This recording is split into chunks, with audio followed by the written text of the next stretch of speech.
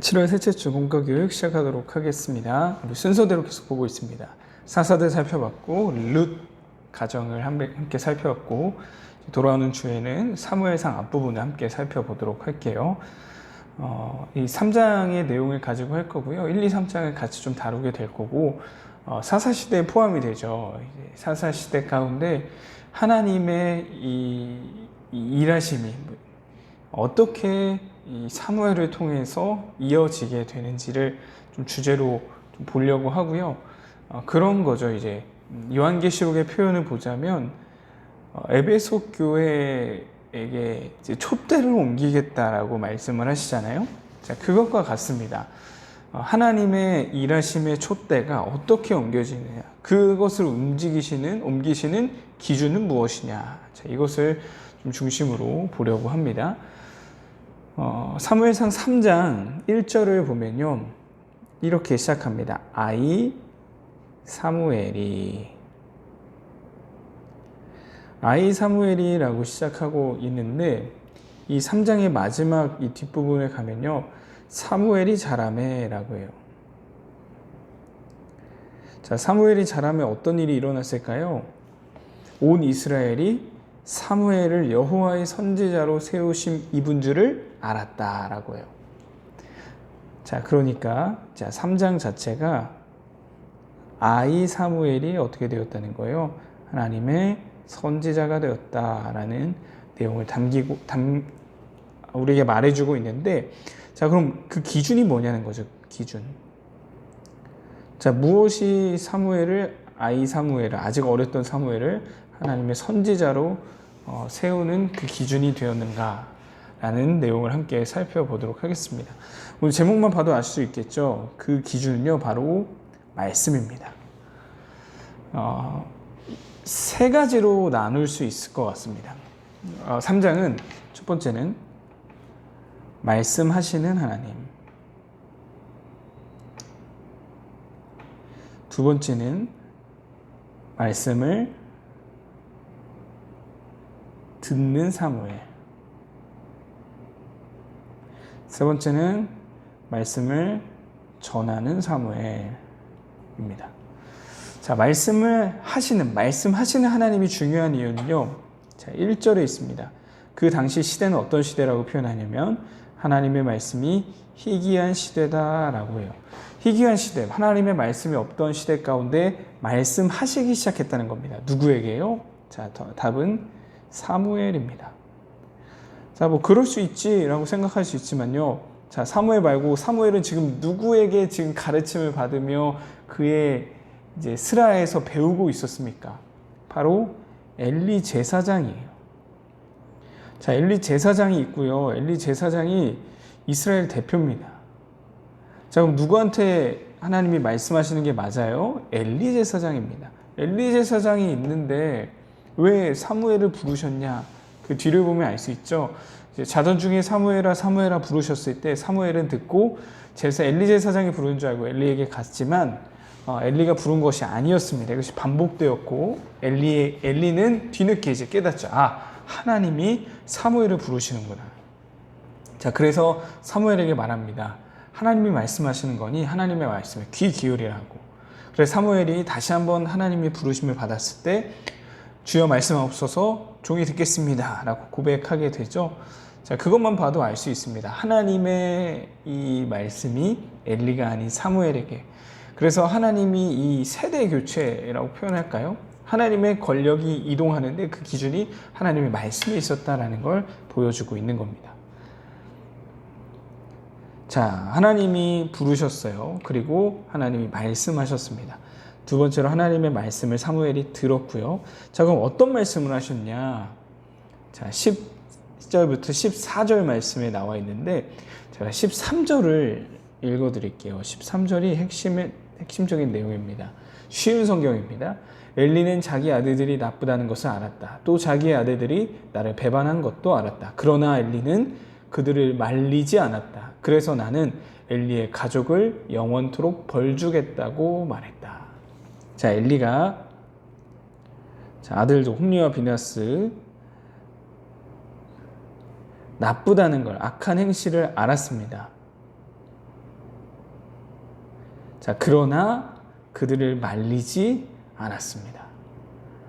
자, 그래서 이 가정을 영원토록 벌 주겠다, 심판하시겠다라고 말씀하시는 거예요. 누구에게요? 사무엘에게. 자, 사무엘의 입장에서 어땠을까요? 나의 스승님인데 내가 그분 밑에서 일하고 있는데 하나님이 나만 부르셨어요. 심지어 나만 불러서 하신 말씀이 뭐냐? 너의 스승인 그 엘리, 내가 그 가문을 심판할 거야. 자, 곤란했겠죠? 자, 사무엘도 곤란했다는 게 나오고 있어요. 근데 결국엔 어떻게 했습니까? 4번인데요. 하나님의 말씀을 들은 사무엘은 어떻게 했나요? 자, 18절 말씀을 보면 자세히 말합니다. 자세하게 무엇을 들었는지 이 엘리 제사장에게 전해주게 된다라는 겁니다. 자, 이렇게 해서 3장이 마무리되게 되고, 아까도 처음에 살펴봤듯이 이 19절부터 21절에는 이제 어린아이였던 사무엘이 하나님의 선지자라는 걸 온 이스라엘이 알았다라고 해요. 자, 하나님의 기준은 딱 한 가지였습니다. 하나님의 말씀입니다. 하나님의 말씀이라는 기준을 가지고 말씀을 듣는가, 그리고 들은 대로 행하는가,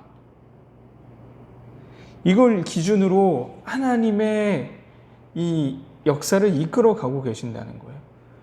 자, 하나님 말씀하실 때 엘리는 듣지 못했고 사무엘은 들었습니다. 들은 대로 행했고 엘리는 여전히 행하지 않았습니다. 자, 하나님의 기준이 바로 여기 있었다는 걸 꼭 기억하셨으면 좋겠어요. 자, 하나님의 기준은 말씀을 듣고 말씀을 행하는지 이 기준에 있었다라는 거 생각해 주시면 되겠고요. 이 설교를 좀 준비하면서 그랬어요. 이런 생각이 들었어요. 너희 왜 말씀을 안 듣니? 왜 말씀대로 행하지 않니? 라는 그런 메시지보다는 이게 건강한 동기부여죠. 모든 것이 사실 그렇습니다. 우리의 사역도 그렇고 삶도 그렇고 그것을 왜 해야 되는지에 대한 근본적인 질문이 필요하다는 마음을 주셨습니다. 자, 그래서 우리가 참 하나님의 말씀, 성경에 대한 강조를 많이 하는데 이것이 왜 우리에게 필요한지를 좀 아이들과 나누고 싶은 마음이 들었고, 그것을 어떤 것을 가지고 아이들을 설득하고 선포하는 게 좋을까 하다가 하이델베르크 요리문답을 제가 좀 활용을 하려고 하거든요. 하이델베르크 요리문답 1문부터 3문 이 세 개를 가지고 우리가 왜 하나님의 말씀이 필요한지, 그것이 왜 필요한 존재인지를 이 하이델베르크 요리문답을 통해서 함께 살펴보려고 합니다. 네, 우리 요리문답은 다 아시죠? 요리 자체가 중요한 교리를 묻고 답하다입니다. 요리문답. 자, 그 중에서 저는 하이델베르크 요리문답을 가지고 왔고, 우리 교단이 정식적으로 채택하고 따르고 있는 건 이제 웨스트민스터 신앙고백이고 웨스트민스터 이제 요리문답인데, 하이델베르크 요리문답도 다르지 않습니다. 그리고 각자의 역할들이 다 있는 것 같은데요. 제가 이 하이델베르크 요리문답을 가지고 온 이유는 이 하이델베르크는 시작하는 이 시작점이 좀 독특합니다. 그래서 제가 이것을 가지고 우리가 왜 말씀이 필요한지를 함께 살펴보려고 하고, 우리 공과 시간에는 이 문답을 같이 묻고 대답하는 형식으로만 진행해 주시면 되겠습니다. 자, 이 질문을 선생님들 읽어주시고 아이들이 답할 수 있도록 해주시면 되겠습니다. 간단하게만 살펴볼게요. 자, 1문입니다. 살아서나 죽어서나 당신의 유일한 위로는 무엇입니까? 자, 대답이죠. 나는 나의 것이 아니고 나의 몸과 영혼 모두 예수 그리스도의 것입니다 라고 말하고 있어요. 이러한 위로 가운데, 예수님이 나의 위로가 되시는 가운데 복된 인생을 살아가기 위해 필요한 것, 무엇을 알아야 되는지에 대해서 두 번째로 말합니다. 자, 우리가 반드시 알아야 할 이 복된 인생을 살아가기 위해 반드시 알아야 할 세 가지를 말해줘요. 첫 번째, 인간이 얼마나 죄인이고 비참한 존재인지 알아야 된다는 거예요. 두 번째, 그 비참한 상황 속에서 어떻게 구원을 받을 수 있으며, 세 번째, 그 구원 주신 하나님께 어떻게 감사하며 살아가야 할지 우리에게 말해주고 있습니다. 독특하죠? 인간의 존재를 먼저 말해주고 있어요. 인간은 어떤 존재래요? 죄와 비참한 가운데 있다. 인간은 그러한 존재다라고 말해요. 자, 그러면서 이제 3문부터는요, 이 세 가지 내용에 대한 대답인데요. 가장 먼저 이렇게 물어봅니다. 당신의 죄와 비참함을 어디에서 알 수 있습니까? 내가 그런 존재라는 걸 어떻게 깨달을 수 있냐는 거예요. 바로 하나님의 율법, 즉 성경입니다. 성경을 통해서 인간의 죄와 비참한 존재임을 깨달을 수 있대요. 그 뒤에 나오는 내용, 이 모든 것에서부터 어떻게 구원받을 수 있는지, 우리의 유일한 중보자 되신 예수 그리스도가 어떤 분이신지 우리 어떻게 알 수 있어요? 성경입니다. 구원 주신 하나님께 어떻게 감사드릴 수 있는지 그 답이 성경에 있어요. 이렇게 전개해 나가거든요. 우리의 삶은, 내 삶의 주인은 내가 아니라 주님의 것입니다. 그런 우리는 죄와 비참함 속에 놓인 존재예요. 거기로부터 구원받아야 됩니다. 근데 그것을 깨닫고 그 구원이 나에게 있음을 깨달을 수 있는 길은 성경에 있다는 거예요.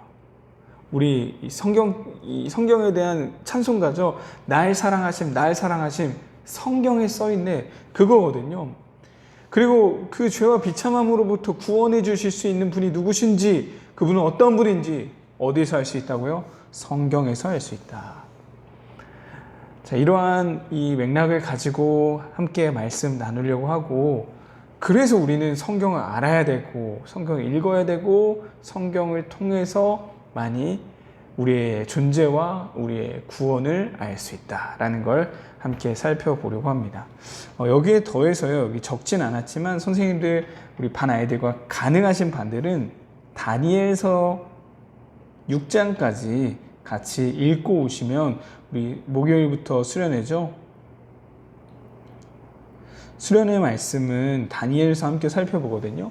다니엘서 2장까지만 살펴보지만 다니엘의 이 전반적인 내용들을 함께 읽어보고 말씀을 또 묵상해보고 오면 더 큰 은혜가 있으리라 생각합니다.